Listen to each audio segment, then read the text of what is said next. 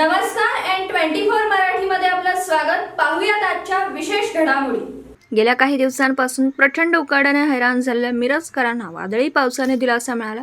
शनिवारी दुपारपासून मिरज व सांगली जिल्ह्यात अनेक ठिकाणी पावसाने हजेरी लावली आणि वाऱ्यामुळे मिशन हॉस्पिटल या ठिकाणी काही रिक्षांवर झाडांचे मोठे फळी पडल्यात। बघ्यांची गर्दी त्या ठिकाणी नागरिकांची झाली होती व रिक्षाचे नुकसान झाल्याने रिक्षा चालक नाराज झाले। त्याचबरोबर या कडक उन्हामुळे वैतागलेल्या मिरजकरांना पावसामुळे दिलासा मिळाला। सांगली जिल्ह्यातील ठिकठिकाणी भागात पावसाचं आगमन झालंय।